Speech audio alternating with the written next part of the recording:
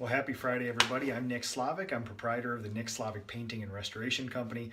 I'm also the host of this show, Ask a Painter Live. It's a weekly live Facebook show where I use my over 2 decades of experience as a craftsman and an entrepreneur to answer any of your questions. Now, for homeowners, this is a huge group of some of the best pros in the world on here. Any question you've ever wanted to know about painting or tools or anything else, this is what we're here for.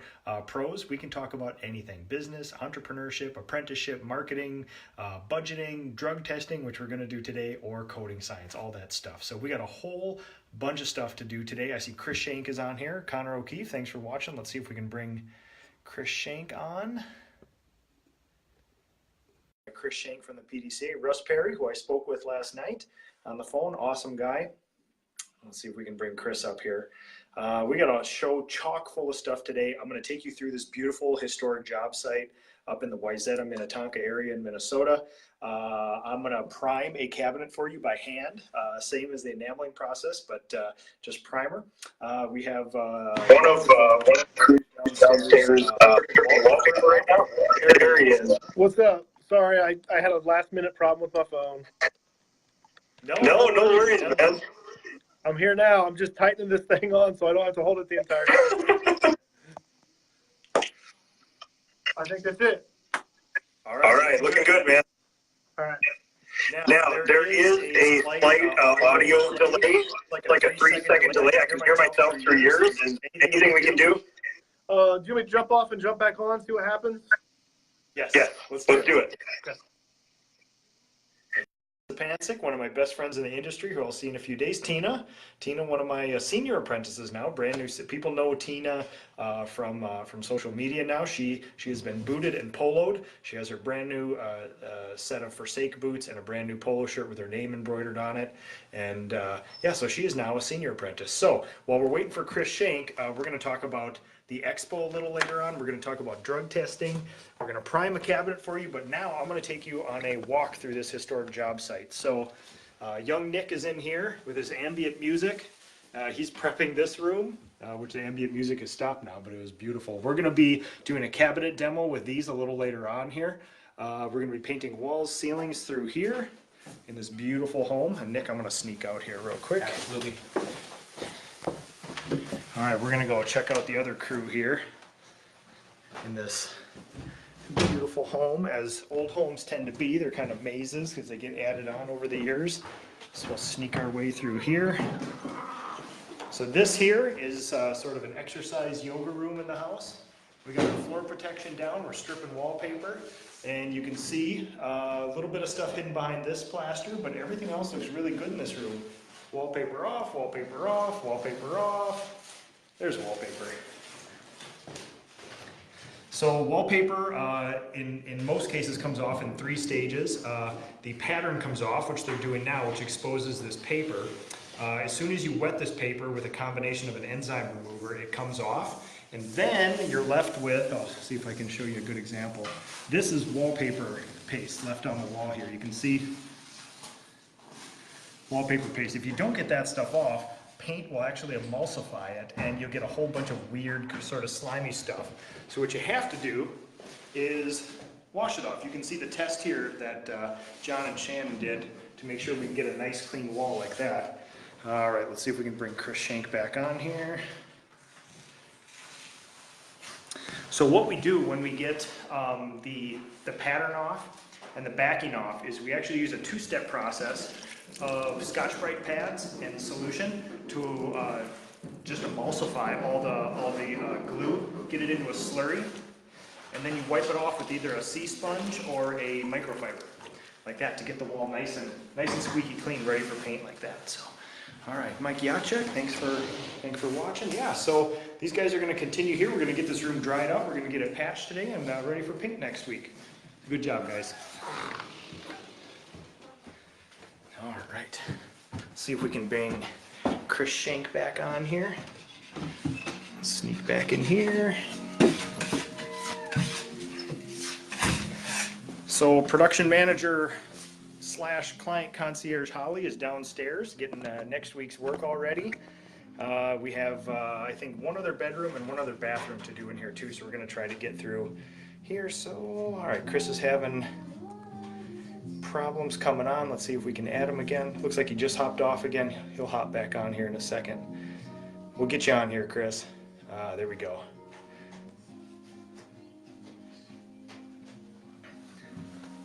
All right, see if we can get him on here. So yeah, we're gonna give this room a brand new sort of look in here with that. Oh, there he is. I mean, this is the best I got right here. Perfect. All That right. sounds good. It's like you got a little leash on today. That's right. Yeah, I think people appreciate that, kind of rein it in a little bit. Especially with you. That's right.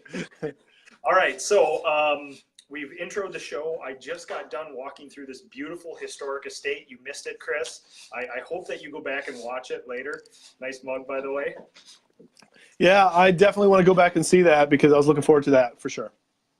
Yeah, I'm sure you were. So I was, totally. all right, so we're going to talk about Expo today. Oops, sorry, get rid of that. We're going to talk about Expo. Expo is next week. Yeah. Yep, coming up. And yeah, so I will be there flying out Tuesday. I'll get there Tuesday night. I take it you guys are probably leaving early next week, or? Yeah, I'm going to be there actually Monday morning because I want to leave tomorrow. Sunday if the weather's okay. It's going to get pretty bad around here. But Monday, Bob Cusimano is having an estimating seminar, blueprint reading and estimating. And it's it's really one of the best you can find anywhere. And we're talking to him about making that available online in the future. But right now, it's only a live event. So we're going to get there and we're going to talk with him about, what would it take to put something like that online in the future. But it'll be my first opportunity to see how that class goes. It's a 2-day seminar. And then Wednesday, everything kicks off for everybody. Yeah, Bob's kind of an elder statesman in the industry, just a huge receptacle of knowledge and experience, and you only hear good things about him and his classes and everything else. Yeah, he's pretty awesome. Now, I will say, too, we're trying to communicate that we have a couple classes, a master's class, like you've done master's classes and you're still doing them. Yep. We have one on blueprint reading and estimating. That does go over the cost and estimating guide, but it's really the basics. It's just an overview. It doesn't go as in-depth, but that is available at the expo. And another thing we communicated recently along with that is we have a track for production managers and operation managers. So really, we're encouraging people to bring their supervisors and crew leaders, other members of their team to come and learn the things that not just business owners need to know about. Yeah, and the last residential forum for the PDCA that there was, I brought my entire leadership team, and not only did they gain all the perspective that I get, but a lot of people were very interested in meeting them and talking to them, and it was like a great cultural exchange. So yeah, I couldn't stress it enough. And a lot of my favorite people in the industry bring their production managers to these things. Yeah, we got that track, and we got brain melds, of course. You're going to have a table there at the brain meld for Ask a Painter. And I expect that table will be overflowing the entire time, and I'll have to force people out of it, come on, leave, because we have 3 20-minute rounds, and we're trying to get people to keep moving around. So I know that's going to be a challenge, but it's going to be fun. We're doing that. We also have a brain meld there for production managers and operation managers. So again, part of the track is every morning you're gathering with that group if you'd like to and talk about problems and challenges that PMs face. Perfect. So basically, the expo is kind of a culmination, a one-time-a-year thing where all of some of the best paint business entrepreneurs in the country, in Canada, in Mexico get together, and it's basically 3 days of sort of education, exchange, knowledge, camaraderie building. It's a really amazing thing. Yeah, it's pretty cool. Ever since I've come to PDCA, I've heard great things about it. But as you know, it's life-changing to experience what that's like to share knowledge with other people who are your actual peers. And we've talked about that before.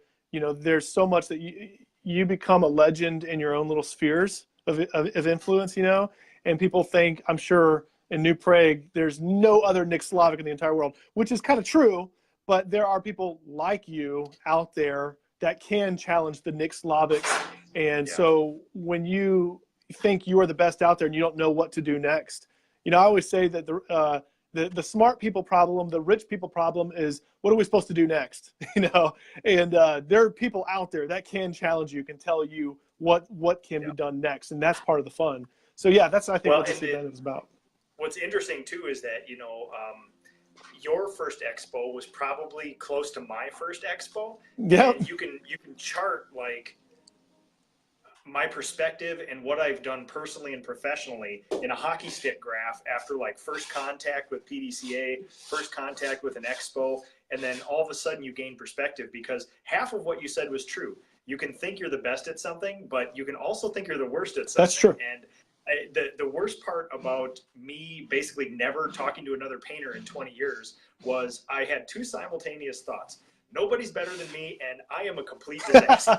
And those two thoughts, like simultaneously, Yeah. every day, I would get It's awesome. 400 bits of information that would point one way or another. Right. And I was like this pinball going back and forth. And the first expo I went to, it was like, bam, snapped into focus. Everything was like, oh, here are the things that I'm horrible at. Here are the things that I'm mildly good at. And now we have a plan to go forward. So it was. I remember that. We were talking about, you were talking about your business and what you love about your craft. And, you know, as you talked, I was like, you know, I'm hearing from a lot of other contractors, and I'm telling you, nobody's talking about these types of things that you're talking about, but they are talking about other types of things. And I was like, well, I've got to bring these two people together, these two groups. And yeah, it was amazing for you. And of course, you've contributed so much, and you're doing amazing things. So it's pretty exciting, and it's just fun. It's really a lot of fun. And there's something about the atmosphere that's more than any piece of content. It truly is like a mindset that people get into when they're there, and it just inspires you to want to do great things. You know, someone once said that all things are possible to him who believes. And there's a magic in that belief that I can do more. It opens up, just by trying, it opens up more opportunities. You find out you have resources you didn't know were there. And there's just something about that when you start like thinking, yeah, I could do something, and then avenues open up for change. So and one of the big differences that I saw was if you get on the online forums for painters, you say, hey, I'm experiencing this. Who's got a solution? And immediately be like, oh, not this again. Here's a link. Go read these 42 other pages of information. Right. When you get to the PDCA Expo, and there were some very patient people with me, but you walked up there and you'd be like, how do you do this? And everybody's like, put their arm around you and be like, I'll tell you. Yeah. It's this easy. You tell me your experience, I'll tell you mine. Yeah. It's a free flow of information, and everybody's patient and understanding. And well, they certainly were with me. Lord knows, my first expo. So I'm surprised. I mean, actually, as kind of an outsider to business ownership, because I've never owned my own business, I just help people get connected. That's really what I do. You're better for it. Yeah. So one of the things is there's such an openness and a willingness to share and to help each other. And I've seen this in some of the nonprofits, because we're technically, PDCA is a nonprofit. That's the cool thing about, I think it's a trust environment, because we're not out there to make bank. I mean, truly, it's a give back organization. So we try to bring people in that we trust, that we're good for the trust economy that we have. But even though I've seen this with a lot of membership organizations, I still am impressed by this willingness to give to each other and help each other, especially when it's businesses that could be potentially competitors. I mean, you're close to Jason Paris and others, Ryan Turry and others out there, and you guys are all just working together. I know this whole idea of cooperation is starting to take root and stuff, but what's happening there, man? How could you help people understand that maybe they're kind of hesitant about getting involved in this kind of stuff because it's their competition they're learning from, or they're being asked for things from? I think what helped our little group here was that Jason is a hard and fast numbers guy, and I am a feelings guy, and I feel like I want to share with other people. He can prove to you statistically that it's better to share with other people. So a combination of those two things, you know, when we get other painters together, we can make logical sort of arguments that say, we're all better when we all do this together, and especially in an industry that is basically light years behind every other normal business. We almost owe it to the whole industry to start sharing these things, and they're not any secrets. You know, in an industry like ours where 85% is still labor, you can give the apps and the algorithms and the spreadsheets and this. You still got to go out and paint something. It's not a get rich quick. It's not arbitrage. It's all in execution. So the execution is what separates the people with, you know, the huge software suites and the people who are out there actually doing it. And the sharing is a big part of that. So. Yeah, it's an amazing thing that happens for sure. I know we have panel discussions going on. Like I said, we're going to have a panel discussion for PMs and operation managers. We got a a panel discussion for big business. It's called How We Do It in Big Business. It's kind of just like, look, from, companies that are million plus, 5, 10 million plus in revenue, how do they run business? Because there's a lot of people trying to get there, or people who are there, and they're like, how do other people do it at this size? And they're just contractors standing up and saying, well, now they're all PDCA members. There is something different that happens when you're a member of the PDCA community, because we have a code of ethics, we have industry standards. There's something that happens there, but the willingness to give back is amazing. We have another panel discussion about hiring residential contractors and moving into commercial work. And so the panel discussions, the brain melds, and then you're going to be doing a class. Let's mention that. You're going to be talking about apprenticeship and what it's like, apprenticeship and hiring nowadays. How do you find good people? I saw the presentation at a Sherwin-Williams event, and it was amazing, and had everybody talking. Thank you. And the numbers just skyrocketed as far as registration. It tripled, quadrupled the expected numbers. Pretty amazing. What do you have to say about that topic? Nothing to say, really. All right, we'll see you later. No, I mean, seriously, it's, and you've seen enough of these, Chris, where when I offer a bit of education, it's basically bore out with as much statistics, science, action items as you can. It's not we've all sat through pieces of education or seminars where it's like, do better, do more, make more money, be a better person. It's like, okay, now what? Like, we all agree, right. So now what? But when I do my stuff, and especially this modern apprenticeship sort of master's class, it's the culmination of 2 years of my life, going from 0 employees to 22 in a very short time, hiring no experienced painters. What do you do with these people? They're all millennials. That whole thing, and it's broken down as much science and as much sort of action items as I can. So, so people walk away. There's actually a plan, and there's actually perspective from it. At least that's my goal. So. Well, I look forward to hanging out with you and some others. I know there'll be some receptions at night, the Sherwin-Williams reception in the Ben Moore, and you will have the award ceremony. There's a lot of things that aren't just education. There's, of course, the trade show going on. I'm not just dropping cool things for sale. I'm really saying, like, the hangout opportunities is going to be really fun. I think that's a large part of what we do. I know we've gotten together at night and went and had something to eat, something to drink, and just had a good time talking. Yep. I see you and business owners, everybody finds a corner, and they're just like, okay, now in this, this white hot conversation of, here's how we do it. How do you do it? What do I need to do to change? Here's what I see for you. There's just the challenging and the iron sharpening iron thing is happening so much there. It's pretty amazing. And it is cool because the education sessions during the day are almost like the primer and the conversation starter for lunch, for brain melds, for the evening, and thing that people find and people are taking notes, and it's a long discussion about all those things, like a decompression almost at the end of every day. And one of a good example of that is, I think my first or second expo, there was a contractor there who ran a business about 18 times larger than mine. There was no reason he should have been talking to me, but we ended up at this place after hours in a huge group talking like normal. People started peeling off. 4 hours later, it was me and him sitting there, and he spent 4 hours with me basically laying out, here's the best books I've read, here's what I got from the books, here's the things that I found were easy, were hard, and this, and I couldn't take notes fast enough, and I still reference all these things. I still have all my notes from our 4-hour conversation to this day. And again, there's no reason somebody should do that, but they did, and I'm grateful. And that's the whole atmosphere of that group. Well, you have those people. Then you have people like you, and you're becoming more that established business owner just as time goes on, and you've been in business for a while, so you're growing, and there's people looking up to you for that. But as people become entrenched and knowledgeable in their processes, and it's growing, stabilizing, you still need that startup passion, right? You still need that vision. Again, the willingness and the ability to believe that you can change, that you can grow, you can get past the plateaus. And we have several classes about that. Like, what happens when you start plateauing? It's nice, it's stable, you're coasting, but when do I ramp up again? And so you need the young believers, the new vision people who still have that hunger and that desire for change, and they can see it and they believe it. And that inspires everybody. So when you brought your passion, I guarantee you were giving as much into that conversation as you were getting. Everybody, I mean, like, really, I truly believe that, and everybody has attested to that. So I'd say anybody coming, they're going to get that, but they could give too. People are going to listen.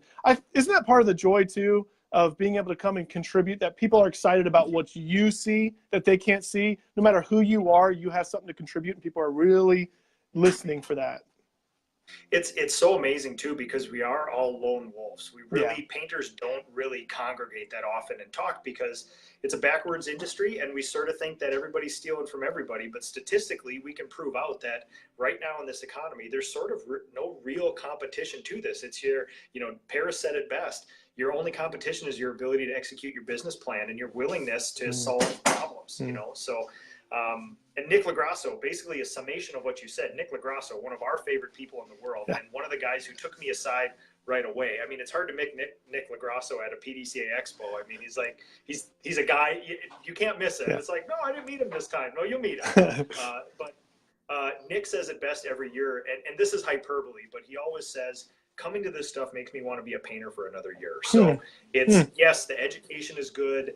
The specific app recommendations and the spreadsheets and the software is good, but just being around other people and feeling that energy, like you said, is a big part of it. Yeah, absolutely. I'm excited, man. I get pumped up.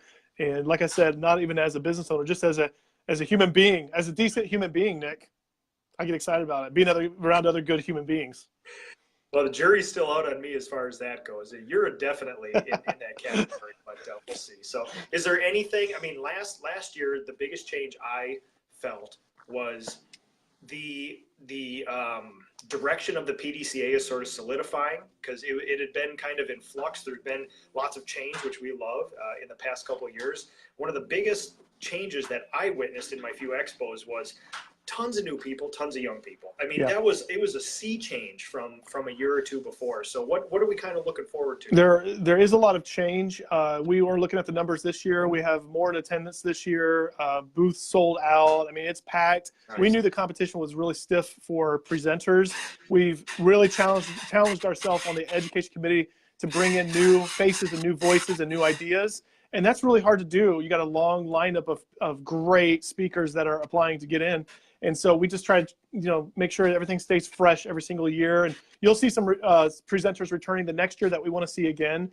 But I know that was the challenge for speakers, but it's bringing in new people that have never been to our expos. And so you have people that have come year after year after year after year, and a lot of those are still returning. Some don't come back after a while. Maybe they're deciding what's next for their business. After all, there's a little bit of a changing out of the guard with new people on the board, and that happens over time.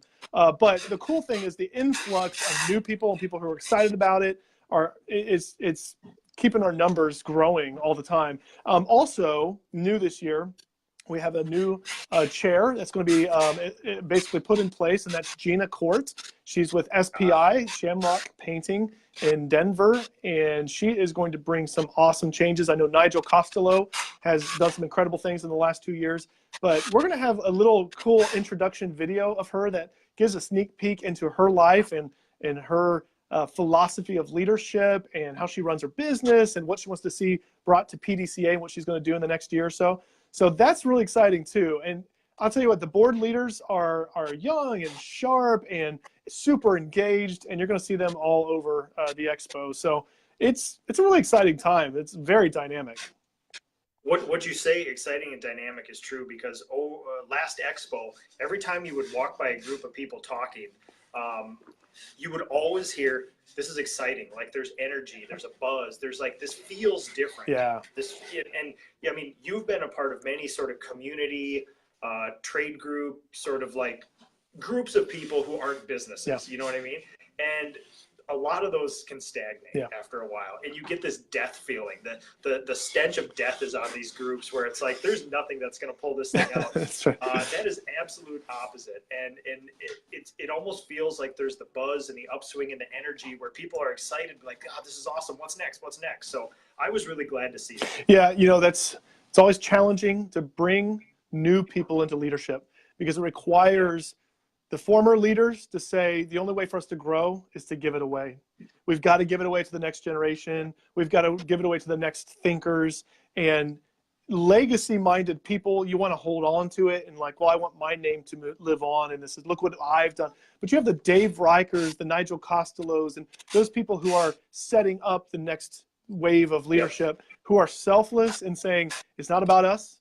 I don't need my name on a bench anywhere. You know, I really want to see the work that I've done live on through the success of the people who are involved.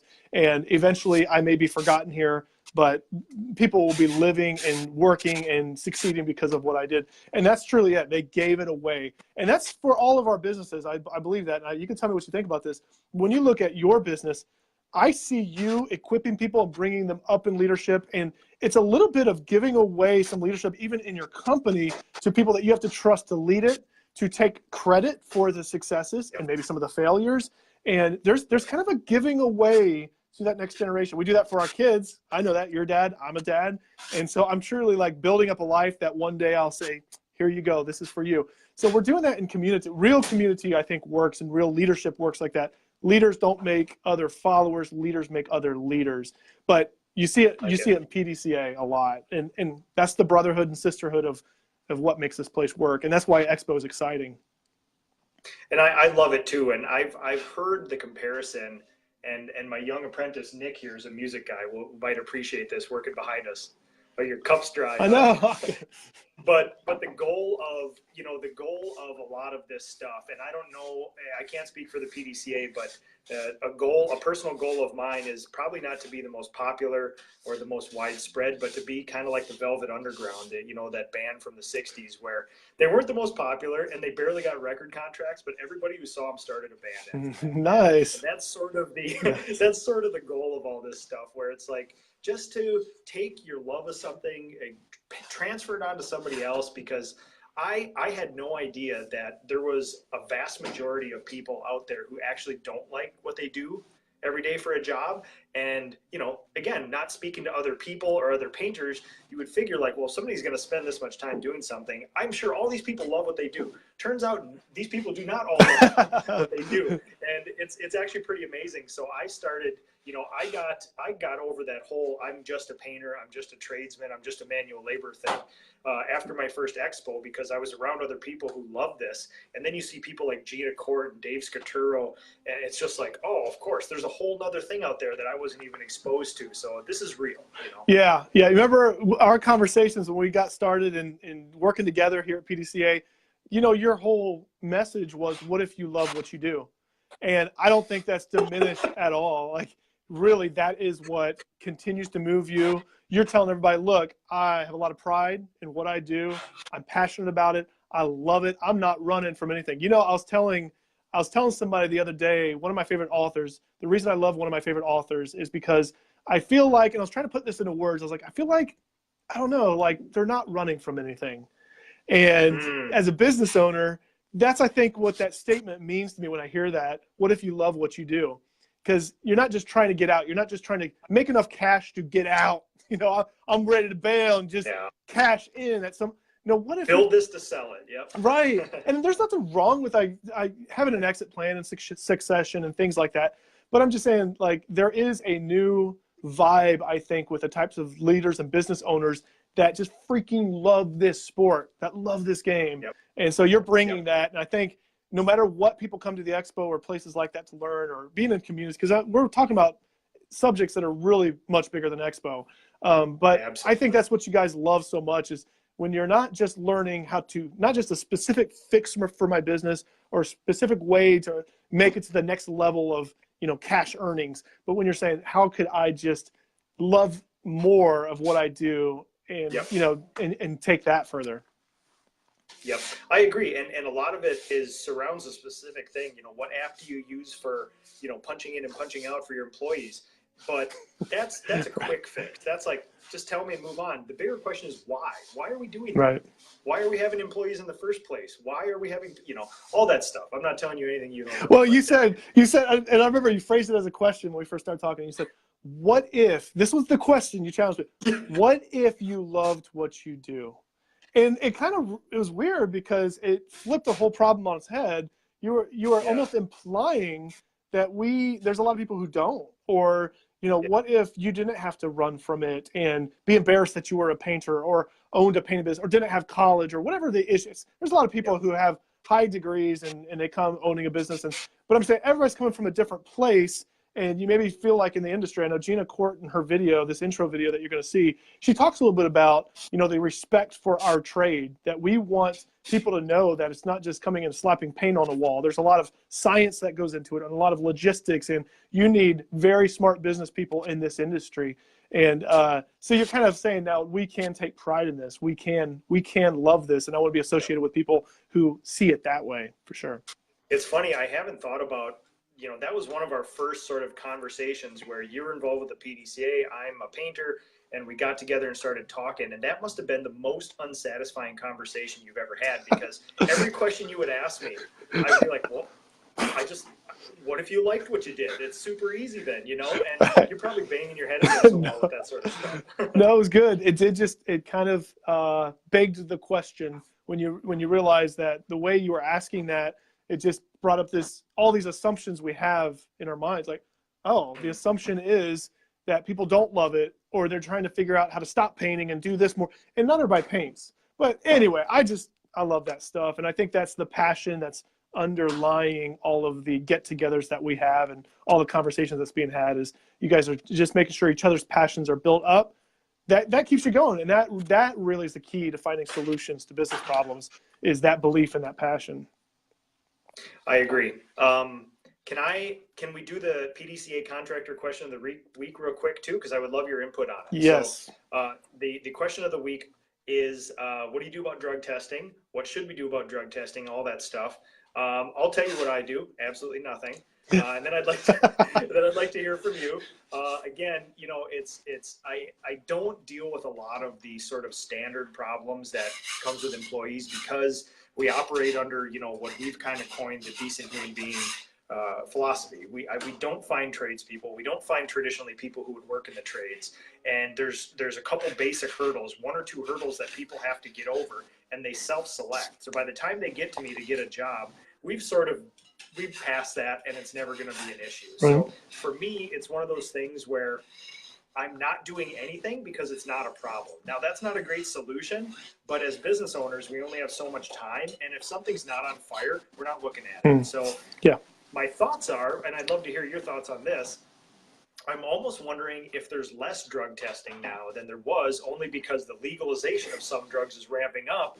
And at some point, we need employees, and it's sort of like, yeah. So what are you seeing from all the people you talk to? Well, I've had some conversations with people about this, because when in your modern apprenticeship, there was a lot of conversation from the audience that they were asking you questions. And then I heard some of the back row conversation that was happening that didn't even make its way up to you, that I'm like, get that up there, throw that to Nick, see what he says. But a couple things. One is, I think you're right. There's a couple things. One is, you're setting up a job culture that has high expectations for moral conduct, like high character, the decent human being qualifier. You're looking for a certain type of person, not just a certain type of worker, that you're trying to filter out all of the bad things in life. You know what I'm saying? Bad character qualities. And you're starting with trying to get to good character, good people, decent human beings, and then building skill levels on top of that. So I think that's one of the reasons you're seeing what you're seeing, and not worrying about that. And maybe you're more worried about, too, job performance, and not worrying about the legality of, like, what do you have in your system? Maybe it's more like, well, what are you working with that affects your performance? Now, I'm not telling anybody that you shouldn't worry about the legality of it, depending on where you're at and what's legal and what's not legal. But definitely, I think what I hear is people trying to figure out the decent human being thing. I think that's the real crux of the issue. Is what kind of people am I looking for? How much skill do I require up front? And that depends on, that's going to determine what you're going to have to work on. Do I work on their character? Do I work on what they're doing in their personal life and how it's affecting their job? Or am I working on skills development, specifically painting? So one of the interesting things is that, once a year I sit down with my employment lawyer, and I basically just pay for 2 hours of their time, and I have my list of 45 questions, and I rifle through them. And when they get long-winded, stop, next question. I only got 2 hours. But every year, or I shouldn't say every year, 2 years ago, I asked about the whole drug thing. Like, what if I feel like drug testing an employee? They're like, well, whatever you do, you got to do to everybody all the time, forever. So it's sort of one of those things, the light switch, forever. And I was like, well, what about me then? Do I have to? If I throw it, I didn't, never mind, you know, but it's one of those things where it's like, if you do it, it's a light switch. You either go all in and you make this part of your company, or you don't do it at all and deal with the ramifications, but you can't dabble because that's discrimination. So you have to be, there's a whole bunch of like ancillary sort of stuff that goes with it too. Yeah, so. that's interesting. Well, and I have people really, really asking the question. Maybe I'm going to give the same answer, but let me just ask it again. You really don't worry about that. You really just, you haven't had a problem with it. No, and I will tell you what, in a failed experiment that actually proves my decent human being theory, Nick was laughing. We were actually talking about this before. Once on a job site, somebody smelled marijuana and called me. And first I said, "How do you know what it smells like?" I was like, and who's got it? But the thing was, the whole like cigarettes, alcohol, drugs, all that stuff, I use a lot of first principle reasoning when I come to that and say, what's the actual problem we're trying to solve? Is it the use of it, or does it actually affect the job? But the thing that really killed me was that somebody smelled it on a job site.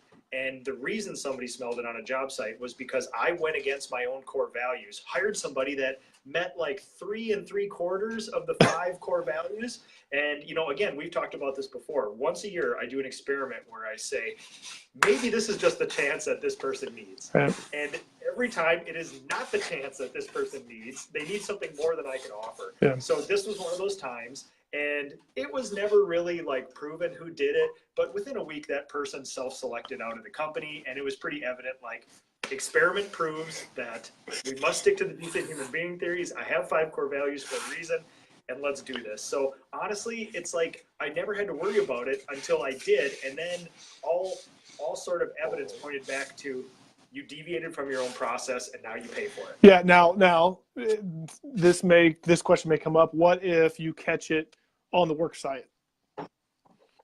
You know, I would deal with that the same way that I would deal with alcohol on the job site, where document it, have somebody drive that person home. I mean, obviously don't let them drive themselves home and that sort of thing. Get a witness, get somebody there with you, just to say this is unsafe. You're not capable to work, and then document everything. Send them home, and then for me, unless there's a discrimination thing, something I have to worry about, the person would be immediately terminated. It's just, and it's not, you know, alcohol is one thing because it can impair a lot, and I'm always of two minds about drugs, marijuana, and other things. You know, other things are their own case, but I find myself asking all the time, first principle reasoning, what are we actually trying to solve? Do you just want to punish the use of it, or are you actually trying to create a safe work environment? That's where I worry about it. With alcohol, there's no question that it creates an unsafe work environment. With marijuana, I actually don't know. I don't want to be an old stick in the mud that says like, absolutely not. But I mean, everything impairs you. I mean, I used to have a kid who drank 13 Dr. Peppers a day. You think he wasn't altered by his 13 Dr. Peppers? Right. You know? Right. Exactly. So what about the customer? I often wonder, like, what is the letter of the law and what is the spirit of the law? And if I have only so much time, I'm going to go after the things that actually affect my job site. So I try to look at the base problem and just say, is this something that will affect my clients or this? I would say almost cigarettes have more of effect than drug use. I mean, not only do we have to not deal with drug use, but people aren't openly smoking marijuana out in public. So at least here. And, you know, I would say I get more complaints about cigarette butts and stuff like that than I do any other stuff. So you have to start to wonder what affects a job site or your trust with the client more. Yeah. So let me ask you about that trust with the client. We'll exhaust this little thing because I think these people are asking these questions. So let's take marijuana or alcohol or cigarettes on the work site. As far as customer perception goes, do you have any things that you communicate with your employees that might be helpful for other people in their companies? Yeah, the same thing I say. My cigarette policy is the same thing I say about lunch. If I don't see it or know it or smell it or witness it, who cares? You know, it honestly, if the clients don't see it, I don't see it, none of it matters to me. If it doesn't affect our job site, it's not something I'm going to worry about. So I want to create as much freedom within this job as we can. And it's that weird handshake agreement where if you get those decent human beings over the hurdle, those are people capable of having a handshake agreement. And one of these handshake agreements is, if you take less than a half an hour for lunch, I will pay you for that half an hour. If you take 37 minutes for lunch, we need to punch you out and punch you back in. Turns out I never see anybody eat lunch. So to me, that means not an issue. So we don't even worry about Gotcha. it. You know? Yeah. That's a radical change, I think, for a lot of companies that are, hey, you punch in, you punch out, you know, you're specifically following these rules. And you actually have flexibility, like a lot of flex time that you provide for people. And so you're working with what may seem radically new methods, but studies are bearing out that you have to provide some kind of a flex time to attract the next generation of workers. You have to work at job culture. I've talked to some people that really, truly thought that was a myth, that, you know, it's gonna be here and gone. It's gonna be passe here before long. And I was just like, wow, no, I think positive work culture is here to stay, and we got to deal with it. I think really that's bad habits of owners and managers catching up with us. Really, I don't know how we got away with it for so long, except people felt afraid. But now there's a lot of options, and people aren't just moving up through a company; they're hopping around. So they're like, hey, if you don't make me happy, somebody else will. And we know with painting companies, everybody's working on not just actively poaching, but making openings for people to say, hey, if you're not liking where you're at, we got something better over here. Oh, exactly. I mean, you look at all the surveys in all the big trade magazines, and when you get around other contractors, you ask them, what's your biggest worry right now? Finding help and keeping help and things like that. And so the discussion now is not lead generation. It's, we need to start targeting fast food workers. They know processes. They're attentive. They're fast workers. I mean, that's where it is right now. And like you said, I don't know how this whole talk of company culture didn't come to the surface long ago. Right. Now, obviously, you can look back at some of the most successful companies ever, and the culture was there, and they're practicing it. Right. But everybody was talking about sort of like, I think with all the technology on the advent, we were all looking at this shiny technology thing, maximizing the technology part of our businesses, and we sort of let that culture thing come by. But now that's all. I mean, I'm predicting that if the last expo and these last events last year were any sort of indication of what's going to come, it's basically going to all be recruiting, retention, culture, and doing good by your company, and not just generating leads, software, things like that. All of that is good and mixed in, but I have a feeling that's going to be a lot of the discussion. Yeah, I think the old way works with people who are desperate. But you know what? You get desperate workers, then you have desperate painters, then you have, no wonder you have all the problems you have, you know? So now trying to build companies that will last, you have to have some of that solidarity with your team. And so, yeah, I think you're doing the right thing. Well, and I agree that, you know, the millennials are all 18 to 36 right now, and that's the entire workforce for us, basically. Like, if we're going out there looking for people in the workforce, we are looking for millennials. And we have to understand, like Art Snarzik, the genius of people, he basically laid out a lot of this stuff saying, like, listen, they are going to be dedicated workers. They're going to be good, but understand they enjoy things outside of you and your company. Right. And getting over that and saying, yes, these people are going to give me a hell of an 8 hours a day, but they also want to preserve the other 16 hours of the day for themselves, and they're going to work very hard to facilitate that other part. And as long as you get over the whole, well, what about me and my most important business and my goals? As long as you get over that and realize it, then you see all these millennials in a different light. So, again, back to the drug testing thing, if marijuana has a half-life in your body of 30 days, if Budweiser had the same half-life of 30 days and you could get tested for it, you could probably wipe out most of the industry. So you always have to be careful with, like, right. Is it affecting your job site or is it not? Should you worry about it? Should it not? I don't know, man. It's like, if it's on fire, we'll take care of it. Yeah. No, I hear you. And it depends on where you're at and what crowds you're dealing with, I'm sure. But no, there's a deeper issue, I think, at work here that I think you're picking up on for sure. Doing a good job with it. Hey, did you got my little note about the Decent Human Being shirts, right? Nope. No, you did not. We never corresponded on any such subject. So I don't. If we did, I might have been under the influence of some sort of, you know. No, I don't. I don't remember this. What's going on? okay, if you're really drawing me out to say this, and I thought you were like, no. No, no. Okay, I've not heard tell. then I'm going to introduce. We texted back and forth on this, but this is hilarious for a lot of reasons. I might have thought it was a joke. You need to be tested for some things here. No, I'm just kidding. Okay, here's the deal. And everybody should hold you to this, man. I think you guys should have these T-shirts coming out with your company here. So everybody needs to comment in this video saying, yes, Nick, do it. You need to have a black shirt like this and in white letters, decent human being. And then on the back, you need to have, I don't know, ask a painter or your company name. But how cool would that be for all your staff? I love it, man. You know what? Now I owe you royalties for all that, because now, you know, my current cream colored shirts. I wonder. Nick's got his polo shirt, but he's a senior apprentice. But all the apprentices have the tan shirt, and on back it says "I heart my apprenticeship." So now we're gonna have to switch them over to "I'm a decent human being." I want to see. I don't know if I've seen that before. You know what? Let me go. I don't think we have any on the job site because Nick's a senior apprentice. You can see his beautiful polo shirt here with nice golden blazing name there. Nice. Let me go see. I know Johnny Boy's my most senior guy. Hey, just to let you know, Tina Kerber said, yes, Nick, do it. So done. Thanks, Tina. Tina just got poloed and booted this last week. She is now a senior apprentice. Congratulations, Tina. But that's cool how you celebrate people like that, man. That is amazing. I think your customers love seeing that too. John, do you don't have one of those shirts that say "I heart my apprenticeship"? Do you? You wearing one?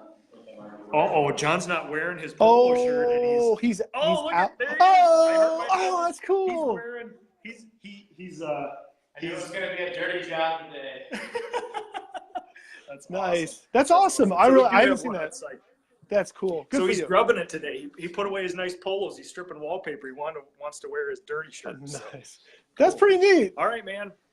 Thank you so much for talking. Absolutely. I am going to enamel a cabinet, prime a cabinet here live. So I'm sure you don't want to sit here and watch that. So. Okay. Yeah. Well, I saw some of that happen earlier in the video. Excited about that. So, okay. Well, thanks for having me on today, man. Dude, it's the best. We'll see you in a few days. People are going to be absolutely inundated with live videos from this thing. And we still have to fit in an Ask a Painter Friday from the expo. So awesome. Imagine all the people we have to choose from. Oh, yeah. It's going to be awesome. On that thing. So. It's going to be awesome. All right, man. We'll see you in a few days. Looking forward to seeing you, man.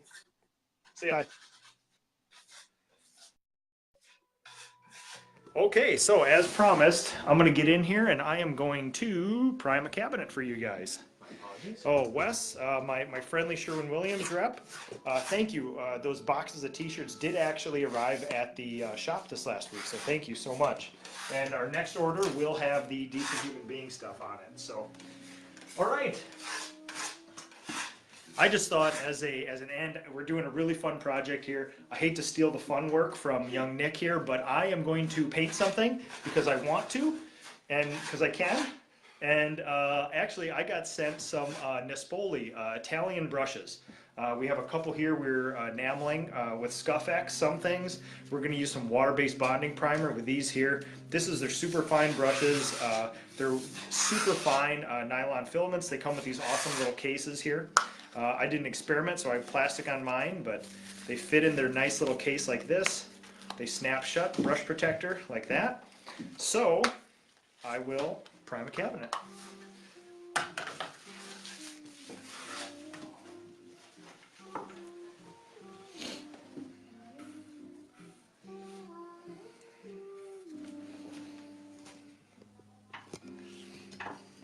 We got Nick's beautiful ambient music playing here, which I've grown to love, and we have snow falling in the background. It's a beautiful day in Minnesota.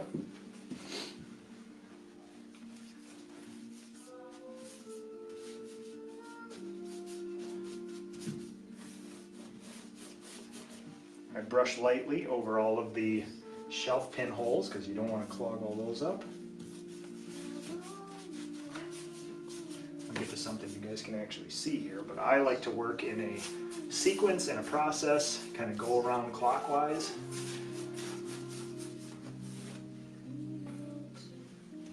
especially on these older homes. I always tell my people you got to take into account maybe a little extra drying time, because these old homes, especially from the 1800s and stuff, aren't really known for their excessive insulation. So especially outside walls, which this room has 3, you got to watch out for the drying times. So we got the super fine bristles there. These are a pleasure to work with. So thank you to Nespoli for sending these to me.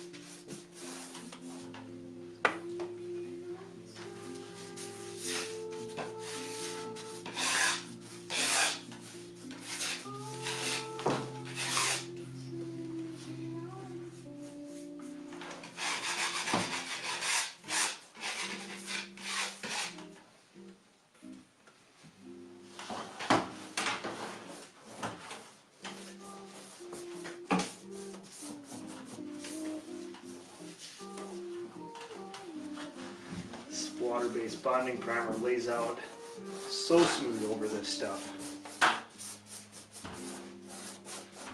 When we're done here, I'll show you. We're doing some samples of Benjamin Moore Scuff X on this stuff. So I'll show you my samples.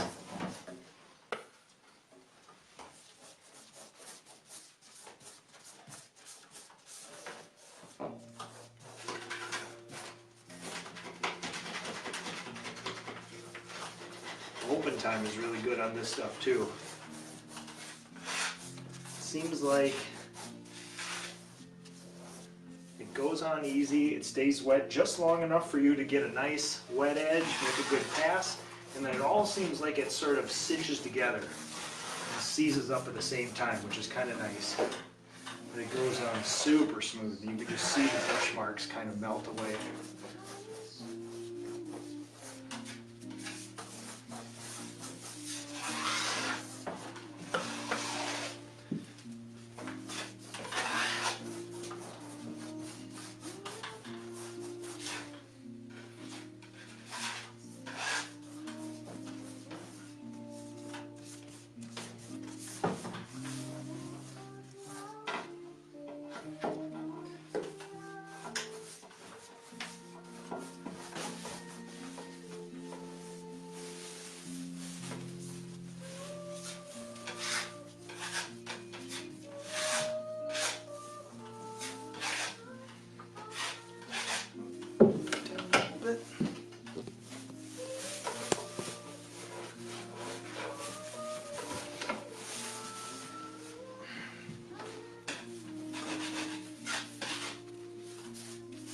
Nick, who sings this again? Who's the artist? The artist is Ichigo Aoba.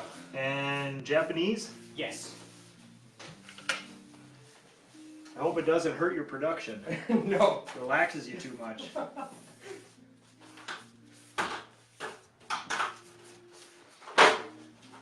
There's plenty of Swedish death metal I could be listening to. That's but I right. don't think it fit your stream very well. Well, we will have to maybe do an experiment, see if production goes up with Swedish death metal then.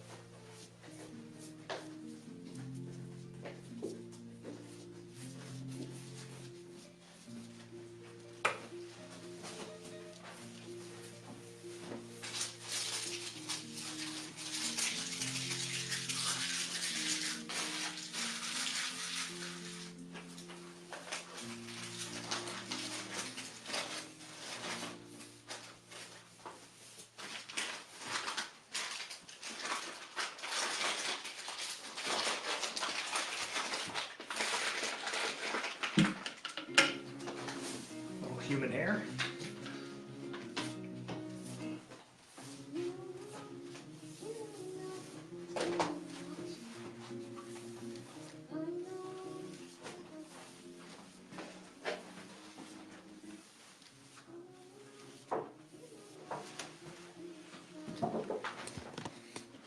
All right, everybody. Thanks for watching as usual. I will be at the PDCA Expo next week, so look for tons of pictures, videos, everything else. You're going to see all the familiar faces, friends of the shows, big heavy hitters in the industry, and it's going to be an absolutely fun time. So thanks everybody for watching. Thank you to the PDCA for underwriting this program, and have a good weekend.